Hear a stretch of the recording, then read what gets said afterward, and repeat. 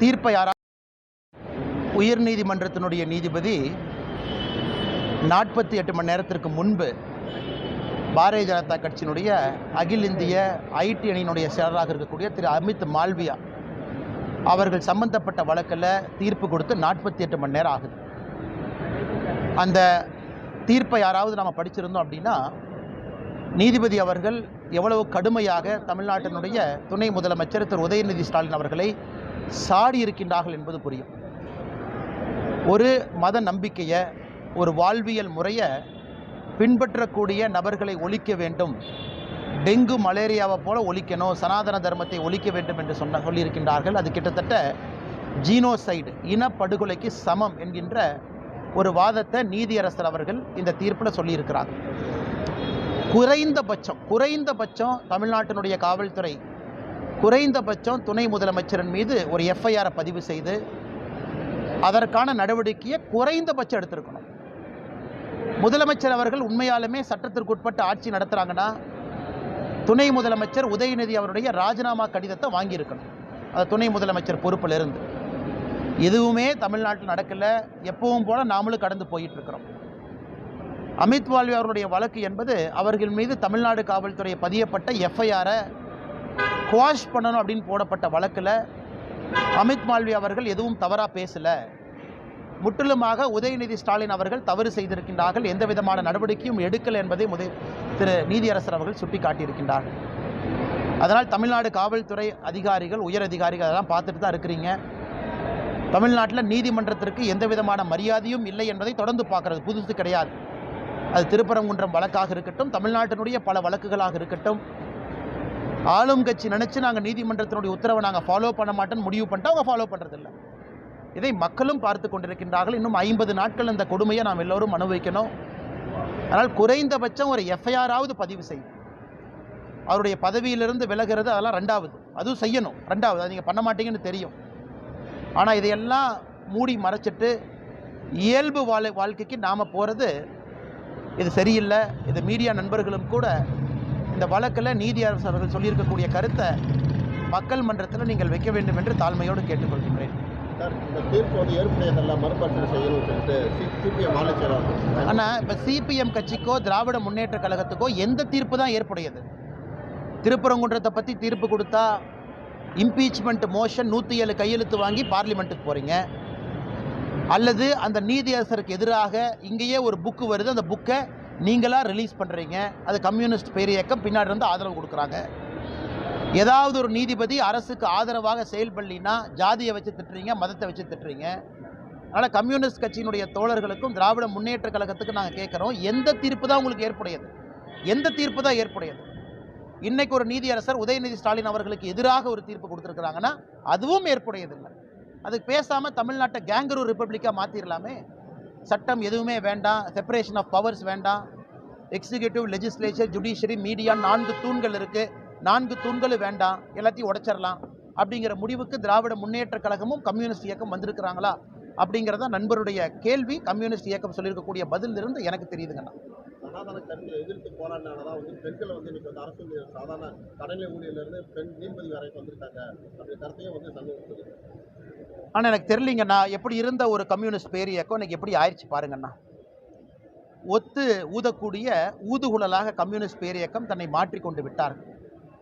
ஒரு காலத்தில் கம்யூனிஸ்ட் இயக்கம்னா ஏழை மக்களுக்காக சண்டை போடுவாங்க, ரோட்டுக்கு வருவாங்க, பொது வாழ்க்கையில் ரொம்ப எளிமையாக இருப்பாங்க. அப்படிங்கிறது கம்யூனிஸ்ட் பேர் இயக்கத்தை மக்கள் ரொம்ப நாளாக ஒரு பெரிய நம்பிக்கை வச்சுருந்தாங்க.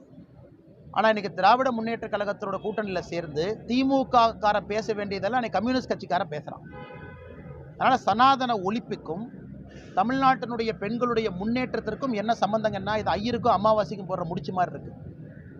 தமிழ்நாட்டில் எப்பொழுதுமே பெண்கள் முன்னாடி இருந்தாங்க. நீங்களாம் சனாதனத்தை ஒழிக்கிறேன்னு கிளம்பித்தான் இன்றைக்கி பெண்களுடைய மனசை புண்படுத்திக்கிட்டு இருக்கிறீங்க. 1917 இவங்க ஒழிச்ச சாதியத்தான் பார்க்குறோமே. நான் 17 1917 ஆரம்பித்தாங்க, பேக்வர்ட் கிளாஸஸ் மூவ்மெண்ட்னு ஆரம்பித்தாங்க. அது பின்னாடி 40 அது திராவிட கழகமாக மாறிச்சு, 49 திராவிட முன்னேற்ற கழகமாக மாறிச்சு. நீங்கள் ஜாதி ஒழிக்கிறது இன்னும் நாங்கள் பார்த்துட்ருக்குறோங்க ஐயா, இன்னும் பார்த்துட்ருக்கோம் 100 வருஷமாக. இன்றைக்கும் போலீஸ் ஸ்டேஷனில் ஏதாச்சும் ஒரு தம்பதி போய் சரணடைவாங்க. இன்றைக்கும் கொலை நடக்கத்தான் செய்யுது. ஆதிக்க சக்திகள், ஆதிக்கம் இல்லாத சக்திகள்னு நீங்கள் தமிழ்நாட்டை கிட்டத்தட்ட 1917 2025 கணக்கு போட்டால் 108 வருஷம் 108 வருஷமாக நீங்கள் ஜாதியை ஒழிச்சு ஜாதியை வளர்த்துனதாயா அதிகம். அதனால் தயவு செய்து கம்யூனிஸ்ட் தோழர்கள் இந்த திராவிட முன்னேற்ற கழகத்துக்கு பேசக்கூடிய ஊதுகுழலாக இருக்க வேண்டாம் என்பதையும் இந்த நேரத்தில் நான் தெரிவிச்சுக்கிறேன். ஆசிரியர்கள் தொடர்ந்து போராட்டம் நடத்திட்டு வராங்க. இந்த 27ஆம் நாளும் போராட்டம் நடத்துறாங்க. இந்த சூழ்நிலையில் வந்து கறிக்கோழி வளர்ப்பு ஊழியர்கள் ஊதிய உயர்வு போராட்டத்தை முன்னெடுத்திருக்காங்க. அரசு உத்தரவு பேச்சுவார்த்தை. அண்ணா, இது கோயம்புத்தூரில் ஆரம்பித்த இந்த கறிக்கோழி உயர்வுக்கான பிரச்சனை அங்கே ஆரம்பிச்சதுங்கண்ணா. ஆரம்பத்தில் விவசாய பெருமக்கள் எல்லாம் நியாயமான கோரிக்கையை முன் வச்சாங்க. இன்னைக்கு கறிக்கோழியை பொறுத்த வரைக்கும் ஒரு கிலோவுக்கு 6 ரூபாய் 50 பைசா இன்னைக்கு கிடைக்குது. அதை உயர்த்தணும். சில கறிக்கோழி வளர்ப்பவர்களுக்கு 8 ரூபா வரைக்கும் போகுது, இன்சென்டிவ் 9 ரூபா வரைக்கும் போகுது. அதை கறிக்கோழி முதலாளிகளும் கூட அவர்களும் பேச்சுவார்த்தைக்கு தயாராக இருந்தாங்க.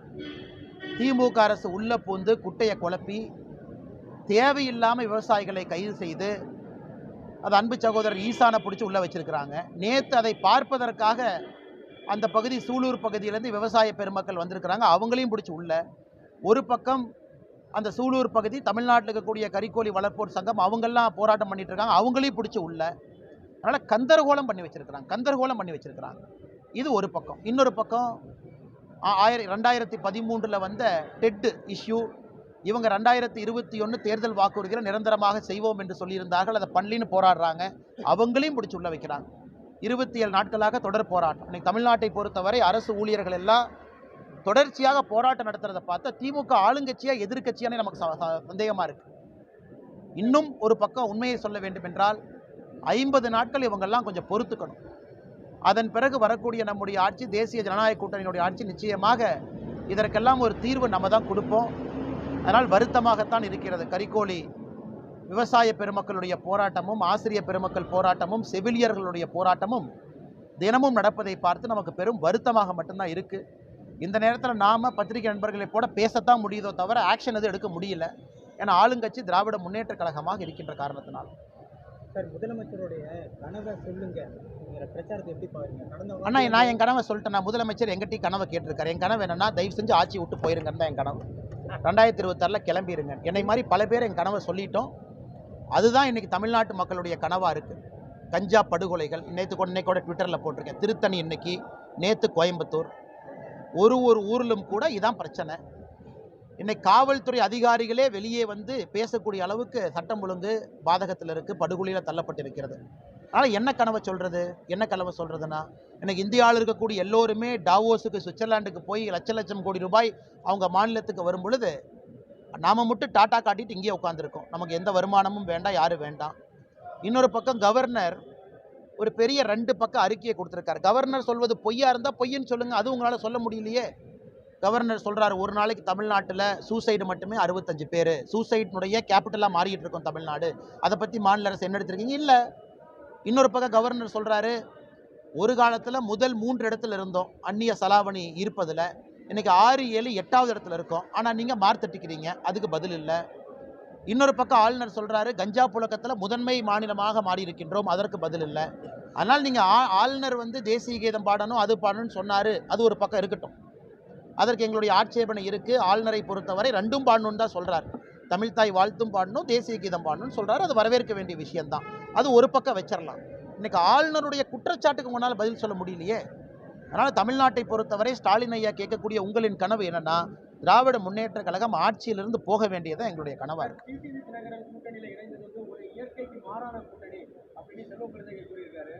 ஆனால் செல்வ பெருந்தையனுக்கு ஏன்னா அவர் குளிர் ஜுரம் பிடிச்ச மாதிரி நேற்றுலேருந்து சுற்றிட்டு இருக்காரு.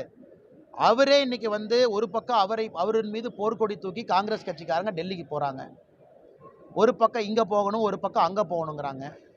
அந்த காங்கிரஸ் கட்சியினுடைய மேலிட பொறுப்பாளர், பொதுச் செயலாளர் அவர் திமுக நாங்கள் இருக்கிறோமான்னு எங்களுக்கு தெரியாது, மேலே கேளுங்கிறாங்க. அதே இவ்வளவு கந்தர்கோலத்தில் இருக்கும் பொழுது செல்வ பெருந்தகை அவர் எதற்கு குளிர் ஜுரத்தில் சுற்றுறாரு? அண்ணன் டிடிவி தினகரன் அவர்கள் என்னோடு தொடர்ந்து பேசிகிட்டு இருக்கிறாங்க, முதல்ல இருந்து பேசிகிட்டு இருக்காங்க. அவருடைய மனநிலை எனக்கு மிகச் சிறப்பாக தெரியும். அவர் கோபம் இருந்தாலும் கூட மோடியை விட்டு போகக்கூடிய மனிதர் அல்ல. அவர் 2024 எந்த எதிர்பார்ப்பும் இல்லாமல் வந்த மனிதர் எப்படி 2026 நம்மளை விட்டுட்டு போவார்? இடையில சில மனக்கசப்பு இருந்திருக்கலாம், சில காரணங்கள் இருந்திருக்கலாம், தற்காலிகமாக அவர் போயிருக்கலாம். நான் ஆரம்பத்திலிருந்து மிகுந்த நம்பிக்கையோடு தான் இருந்தேன். அண்ணன் டிடிவி அவர்கள் எங்கேயும் போக மாட்டாங்க, நம்மகிட்ட தான் இருப்பாங்க அப்படின்னு. அதான் நேற்று அவங்க சொன்னாங்க, அந்த 2 கட்சிகளுக்கு இருக்கக்கூடிய சண்டை என்பது தனிப்பட்ட சண்டை. ஆனால் 2026 பொறுத்தவரை திராவிட முன்னேற்றக் கழகத்தை ஆட்சியிலிருந்து அகற்ற வேண்டும் என்பதற்காக வந்திருக்கிறார். அவர் சொன்னதிலிருந்து எதுவும் பேக் அடிக்கலைங்கண்ணா. ஆமாம், சில கொள்கைகளை முன்வைத்திருந்தார். ஆனால் இன்னைக்கு ஒரு பெரிய விஷயத்திற்காக ஒரு தனி மனிதன் என்கின்ற ஒரு அடையாளத்தை தாண்டி தமிழகத்தில் 2026 ஆட்சி மாற்றம் நடக்க வேண்டும் என்பதற்காக கசப்புக்கள் எல்லாம் மடந்து தினகரன் அண்ணன் வந்திருக்கார். இந்த முடிவு அவர் கடினமாகத்தான் இருந்திருக்கும், ஈஸியான முடிவு இல்லை. ஆனால் பொது வழியில் பல விஷயங்கள் பேசிவிட்ட பிறகு கூட அண்ணன் அவர்கள் வந்திருக்கின்றார்கள் என்றால் பெரிய ஒரு விஸ்தாரமான ஒரு விஷயத்தை பார்த்துட்டு வர்றாங்க. அதனால் நான் இதை நன்கு உணர்ந்திருக்கின்றேன். காரணம், ரெகுலராக பேசிக்கிட்டு இருக்கோம். அதனால் செல்வ பெருந்தை அவர்கள் மீடியாவில் தான் பார்க்குறாரு, டிடிவி என்ன பேசினார், இன்றைக்கி என்ன பேசினார், டிடிவி என்ன சேர்ந்தாருன்னு. அதனால் எதுவும் தெரியாமல் இருந்தால் அண்ணன் செல்வ பெருந்தை அவர்கள் பேசாமல் இருந்தாவே சந்தோஷம். இன்றைக்கி மூழ்கி கொண்டிருக்கக்கூடிய அவங்களுடைய கூட்டணியும் அவருடைய ஆட்சியும் காப்பாற்றுவதற்கு அவருடைய எனர்ஜியை அவர் ஸ்பெண்ட் பண்ணுமோ தவிர தேசிய ஜனநாயக கூட்டணியில் என்ன நடக்குதுன்னு ஏன் அவர் எனர்ஜியை ஸ்பெண்ட் பண்ணுறாரு? ஐயா கொஞ்சம் சத்தமாக சொல்லுங்க ஐயா. கூட்டணியிலிருந்து பாமக வந்து வெளியேறினாங்க, திரும்ப சேர்ந்துட்டாங்க. அதே மாதிரி ஓபிஎஸும் என்டிஏ கூட்டணியில் வருவாங்க. ஆனால் ஓபிஎஸ் அண்ணனை பொறுத்தவரை ஒரு பெரிய ஒரு தலைவர், ஒரு பொறுமையின் உருவமாக இருக்கக்கூடிய ஒரு தலைவர், நல்ல ஒரு மனிதர், ஒரு சத்திய சோதனை எல்லாம் கடந்து நிற்கக்கூடிய ஒரு தலைவர். அரசியல் யாரோ சொன்னாங்க நிரந்தரம் என்பது எதுவும் இல்லைன்னு. அதனால் எனக்கு நம்பிக்கை இருக்கிறது, அண்ணன் ஓபிஎஸ் அவர்களும் மிக முக்கியமான தலைவர், தமிழ்நாட்டினுடைய முன்னாள் முதலமைச்சர், நல்ல ஒரு மனிதர், நல்ல முடிவு அவர் எடுப்பார் என்கின்ற முழு நம்பிக்கை எனக்கு இருக்கு. நாளைக்கு பிரதமர் வராங்க, கூட்டம் எப்படி இருக்கும், யாரெல்லாம் மேடையில் இருப்பாங்க? அண்ணா பிரதமர் அவர்கள் நாளை தமிழகத்தில் அடிக்கடி வர்றாங்க. ஆனால் நாளை வருகை ஒரு முக்கியமான வருகை. காரணம் என்னென்னா, இந்த சட்டப்பேரவை தேர்தலுக்கான ஆயத்த பணி பிரதமர் அவருடைய தலைமையில் நாளையிலிருந்து முழுமையாக அது ஆரம்பிக்கிறது. இத்தனை நாள் ஆர்ப்பாட்ட போராட்டம் நடந்திருக்கலாம், தொண்டர்கள் வேலை செஞ்சுருக்கலாம். பட் நாளை என்பது முழுமையாக களத்தில் இன்னும் ஒரு 50-60 நாட்கள் பாக்கி இருக்கக்கூடிய வேலையில் பிரதமர் அவர்கள் இந்த சவுண்டிங் த போல் பியூகிள் என்று சொல்வார். அதாவது ஒரு சண்டை ஆரம்பிப்பதற்கு முன்பாக சங்கெடுத்து நீங்கள் ஊதுவீங்க, இந்த மாதிரி போர்க்களம் சண்டை ஆரம்பித்து விட்டது என்று. இந்த சவுண்டிங் த போல் பியூகிள் என்கின்ற அடையாளமாக பிரதமருடைய நிகழ்வு நாளைக்கு இருக்கும். மதுராந்தகத்தில் ஒரு பெரிய அளவில் ஏற்பாடுகள் நடந்து கொண்டிருக்கிறது. இது பிரதமருடைய முதல் வருகை, கடைசி வருகை அல்ல, இன்னும் பல வருகை இருக்கும். பிரதமர் தமிழ்நாட்டினுடைய எல்லா பக்கத்துக்கும் வருவார், மூலை முடுக்கெல்லாம் வருவாங்க. நாளை ஒரு முக்கியம். காரணம் என்னென்னா, மொத்த கூட்டணி கட்சி தலைவர்களும் மேடையில் ஒரு சேர இருப்பாங்க. அது தமிழக மக்கள் பார்க்க போகிறாங்க. ஒரு வலிமையான தேசிய ஜனநாயக கூட்டணி. அதனால் நிச்சயமாக நாளையிலிருந்து ஒரு புதிய ரத்தம் தமிழ்நாட்டினுடைய தேர்தல் களத்தில் இருக்கும் என்கின்ற முழு நம்பிக்கையோடு நான் இருக்கின்றேன். நான் பார்த்தேன், அந்த பேட்டியை பார்த்தங்கன்னா ஏஆர் ரஹ்மான் அவர்கள் பிபிசி கொடுத்த பேட்டி. ரஹ்மான் அவர்களை பொறுத்தவரை ஒரு இசை மேதை, தமிழ்நாட்டினுடைய அடையாளம். இந்தியாவில் ஒரு இசையமைப்பாளர் ஆஸ்கர் யார் வாங்கியிருக்கிறாங்க, ஏஆர் ரஹ்மான் அவங்க ஃபஸ்ட்டு. இன்னைக்கு கீரவாணி அவங்க ஹானரி ஆஸ்கர் வாங்கியிருக்கிறாங்க. எங்கே போனாலும் கூட அந்த மேடையில், அது லாஸ் ஏஞ்சலஸ் தியேட்டராக இருந்தாலும் கூட தமிழ் மொழியில் தான் பேசுவார். எல்லா புகழும் இறைவனுக்கும் என்று சொல்லி நம்மை தொடர்ந்து பெருமைப்படுத்தி கொண்டிருக்கக்கூடிய மனிதன்.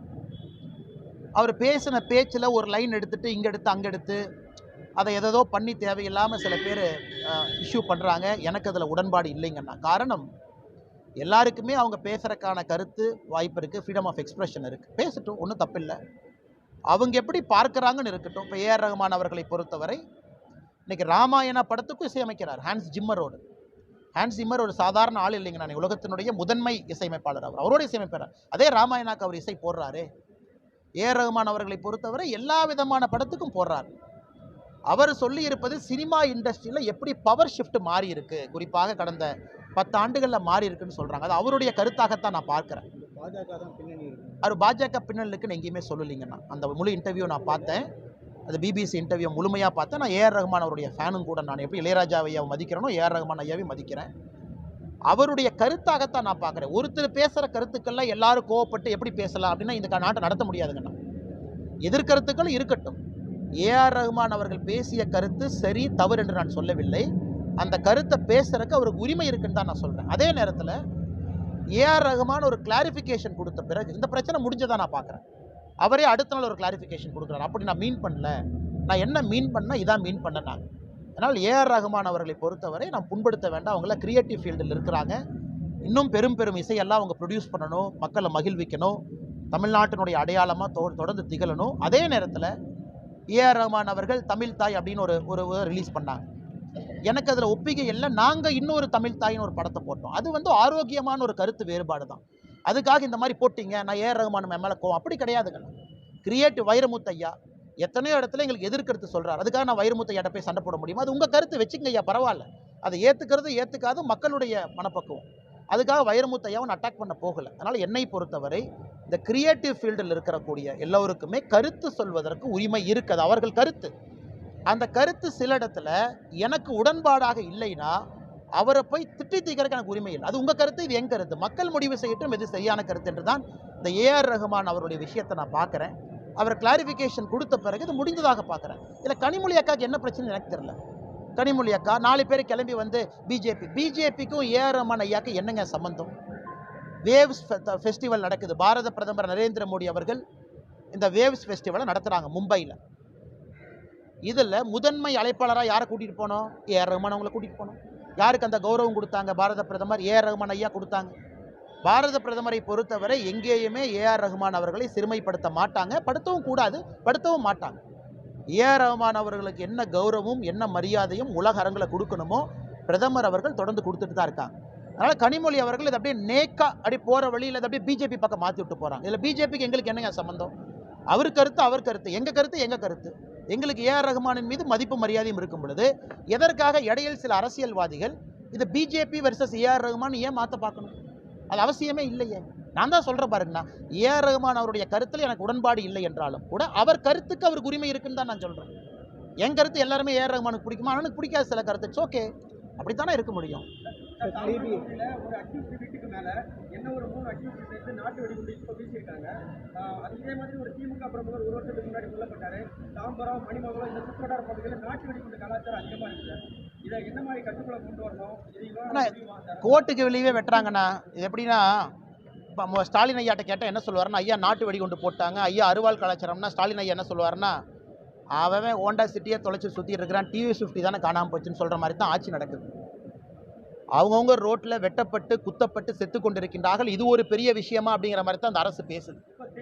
ஆனால் இன்றைக்கி சட்டம் ஒழுங்கு என்பது தமிழகத்தில் முழுமையாக சரிந்து விட்டது. அதில் பாதாளத்தில் இருக்குது. அதனுடைய வெளிப்பாடு தாங்கண்ணா இதெல்லாம். அருவாள் கலாச்சாரம், ரவுடி பழிக்கு பழி, ஜெயிலிருந்து வந்தோடனே விட்னஸை போய் வெட்டுறது, அக்யூஸ்டை வெட்டுறது, 15 வருஷத்துக்கு முன்னாடி கொலை பழி இன்றைக்கி போய் பழி வாங்கிறது, இதெல்லாம் பார்க்கும் பொழுது தமிழ்நாட்டில் உண்மையாலுமே சட்டம் ஒழுங்கு இல்லை. காவல்துறையின் மீது மதிப்பும் மரியாதையும் கிரிமினல்ஸ்க்கு குறைஞ்சிருச்சு. அதனால் காவல்துறையினுடைய கையை கட்டி போட்டிருக்கெல்லாம் அவிழ்த்து விடணும். துப்பாக்கி எதுக்குன்னே பூஜை பண்ணுறக்கா இருக்குது? காவல்துறைக்கு அதெல்லாம் கொடுக்கணும், போய் சுடுங்கயான்னு சொல்லணும். யாராவது தப்பு பண்ணால் யூஸ் பண்ணுங்கன்னு. அதானே ஒரு சட்டம் ஒழுங்கு, அப்படி தானே பாதுகாக்க முடியும் காவல்துறைக்கு. அதனால தானே புல்லட்டு துப்பாக்கிலாம் வாங்கி கொடுக்குறோம், அதனால தானே லட்டியெல்லாம் வச்சுருக்கிறாங்க. எதையுமே பயன்படுத்தக்கூடாது. வாயை மூடிட்டு காவல்துறை போலீஸ் ஸ்டேஷனில் உட்காருன்னா எப்படி தமிழ்நாட்டில் சட்டம் ஒழுங்கு கட்டுக்குள்ளே வரும்? இன்றைக்கி பீகாரில் துணை முதலமைச்சர் ஹரீஷ் சாங்கவி ஒரு முந்தானத்து ஒரு இன்டர்வியூ கொடுக்குறார். யாராவது பெண்கள் மீது கையை வச்சுட்டு நைட்டு வீட்டுக்கு போகலான்னு எவனாச்சும் நினச்சின்னா குஜராத்தில் நடக்கிறதே வேறு. எனக்கு அந்த மாதிரி தமிழ்நாட்டில் பேசணும்னு நான் காத்துட்ருக்கேன். யாராவது பேசுங்க ஐயா. குஜராத்தினுடைய துணை முதலமைச்சர் ஹரீஷ் சாங்கவி பேசுகிறார். குஜராத்தினுடைய துணை முதலமைச்சர் பெண் மேலே எவனாச்சும் கையை வச்சு நைட்டு வீட்டுக்கு போகலான்னு மட்டும் நினச்சின்னா அது வேறு மாதிரி ஆயிடும். அதை இங்கே பேசுறதுக்கு பயம்.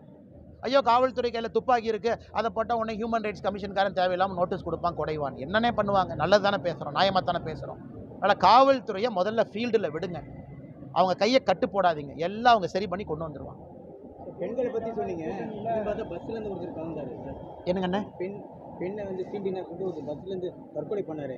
ஆமாம், கேரளா தானங்க ஐயா சொல்கிறீங்க. இன்னைக்கு பாருங்க ஐயா, அது நடக்குது இல்லைன்னு நான் சொல்லிங்க ஐயா. இன்னைக்கு கேரளா முழுவதுமே நான் பார்க்குறேன், நேற்றுலேருந்து எல்லா ஆண்கள் எல்லாம் அட்டைப்பெட்டி எடுத்துகிட்டு போய் பஸ்ஸில் உட்காந்துருக்குறாங்க. அதெல்லாம் நான் சோஷியல் மீடியாவில் பார்க்குறேன். அது என்ன கேஸு நான் உள்ளே போக விரும்பலைங்க. எனக்கு அந்த கேஸை பற்றி தெரியாது, யார் தப்பு யார் சரின்னு தெரியாமல் நான் சொன்னால் அது தப்பாக போயிடும். ஆனால் இன்றைக்கி எல்லா இடத்துலையுமே பாலியல் சீண்டல்கள் நடக்குது. பெண்கள் பாதுகாப்பாக போகணும். பெண்களுக்கு பாதுகாப்பு ரொம்ப குறைஞ்சி போச்சு. அது அரசு தான் அதை வந்து முதன்மைப்படுத்தணும், பண்ண மாட்டாங்க. ஆனால் அவர் என்ன கேள்வி கேட்டு முடிக்கலையா இருக்குது? தாவேகா தலைவர் விஜய்க்கு வந்து வெளிநாட்டிலேருந்து பணம் வருங்கிற மாதிரி அவருக்கு பணம் வந்து வளையத்தில் அப்படின்னு யார் சொன்னாங்கன்னா தகவல் வந்து. ஆனால் எனக்கு தெரியலிங்கன்னா, அவங்கவுங்க கட்சி அவங்கவுங்க நடத்துகிறாங்க. இது எங்கே பண்ண வருது எங்கே நான் எப்படி நான் சொல்ல முடியும்? அதனால் நல்லா இருக்கட்டும், அவரு கட்சி நடத்தட்டும், மக்கள் முன்னாடி வந்து நிற்கட்டும். மக்கள் எல்லாத்தையும் பார்த்து தேர்ந்தெடுத்து நல்லவங்களுக்கு வாய்ப்பளிப்பாங்க. அந்த நல்லவர்கள் தேசிய ஜனநாயக கூட்டணி. நாங்கள் தெளிவாக இருக்கோம். நாளைக்கு 23ஆம் தேதிக்கு அப்புறம் நீங்கள் கிரவுண்டு ஷிஃப்ட்டை பார்ப்பீங்க. நம்முடைய தேசிய ஜனநாயக கூட்டணிக்கு எந்த அளவுக்கு மக்களுடைய ஆதரவு நம்ம நாளையிலேருந்து பார்க்க போகிறோம். ஆனால் யார் வருவாங்க வரமாட்டாங்க அதுக்குள்ளே நான் போக விரும்பலைங்கன்னா, நான் ஏற்கனவே சொன்னேன், விஜய் அவர்கள் இன்றைக்கி அவர் ஒரு தனி இலக்கணத்தில் போயிட்டுருக்கிறாங்க, அவர் ஒரு தனி பாலிசி வச்சுருக்கிறாங்க, அது அவருடைய விருப்பம். தமிழ்நாட்டில் இன்றைக்கி மக்களுடைய மனநிலை வந்து திராவிட முன்னேற்ற கழகத்தை அகற்ற வேண்டும் நினைக்கிறாங்க. இப்போ எதிரெதிர் மனநிலையில் இருக்கக்கூடிய டிடிவி அண்ணா வந்திருக்கார் பெரிய மனதோடு. காரணம் என்ன? அவருக்கு எவ்வளோ கஷ்டமாக இருக்கும். பத்திரிகை நண்பர்கள்லாம் அந்த போட்டுறீங்க, அவர் முதல்ல பேசின ஆடியோ வீடியோ போட்டு அண்ணா இதுக்கு என்ன பதில், அண்ணா இதுக்கு என்ன பதில், இதுக்கு என்ன பதில், அதையெல்லாம் தாண்டி டிடிவி வந்திருக்காருன்னா பெரிய ஒரு விஷயத்தை பார்க்குறாரு. திமுகவை அகற்ற வேண்டும், அது முதல் இலக்கு அப்படின்னு. அதனால் நாங்கள் எல்லோரையும் வரவேற்கின்றோம். விஜய் அவர்களை பொறுத்தவரை அவருடைய முடிவு, நான் வரவேற்கிறேன் வரவேற்கலைன்னா நான் சொல்லிங்கன்னா, அவர் ஒரு கட்சி நடத்துகிறாரு, அவருடைய தலைவர், அவங்க முடிவெடுத்து அவங்க டிசைட் பண்ணிட்டுங்க. என்டிஏ கூட்டணியில் வந்து தேமுதிக வரும்னு எதிர்பார்ப்பு இருந்தது. ஆனால் இப்போ வரைக்கும் என்டிஏலேருந்து யாருமே என்கிட்ட பேச்சுவார்த்தை நடத்தலை அப்படிங்கிற மாதிரி பிரேமலதா சொல்லியிருக்காங்க. அதை பற்றி நான் கருத்து சொல்ல விரும்பலைங்கண்ணா. பிரேமலதா மேடம் அவங்க சுத்தீஷனெல்லாம் ரொம்ப நெருங்கிய நண்பர்கள், ஒரு குடும்பம் போல் நல்ல ஒரு மனிதர்கள். பொறுமையாக இருங்கன்னா, இந்த பர்டிகுலர் கேள்விக்கு நான் கருத்து சொல்ல, யாரும் எங்கேயும் போக போவதில்லை. அவர்களும் திராவிட முன்னேற்ற கழகத்துக்கு எதிரான ஒரு நேர் மனநிலையில் இருக்கிறாங்க. 2014 தேசிய ஜனநாயக கூட்டணி அமைந்ததற்கு முக்கிய காரணமே கேப்டன் தான், அது யாரும் மறுக்க முடியாது. அன்னைக்கு வந்து அவர் பெரிய பீக்கில் கேப்டன் இருந்தாங்க. பெரிய மனதோடு தேசிய ஜனநாயக கூட்டணி அமைவதற்கு ஒரு முக்கிய புள்ளியாக இருந்தாங்க. நம்ம ஐயா பொன் ராதாகிருஷ்ணன் அவர்களோடு இணைந்து அன்றைக்கி ஒரு பெரிய கூட்டணி. அன்னைக்கு விஜயகாந்த் ஐயாவுடைய ரோலை யாரும் மறக்க மாட்டோம். அதனால்தான் பிரதமர் அவர்கள் நம்முடைய ஆட்சி அவருக்கு பத்மஸ்ரீ விருது கொடுத்து பெரிய அலங்காரம் நம்முடைய கேப்டன் ஐயாவுக்கு பண்ணியிருக்கிறாங்க. அதனால் யாரும் எங்கேயும் போவதில்லை. எல்லாருக்கும் அந்த நேரம் கொடுங்க, காலம் கொடுங்க. எல்லோரும் முடிவெடுப்பதற்கு ப்ரெஷர் பண்ணாமல் விடுவோம். எல்லோரும் நல்ல முடிவெடுப்பாங்க.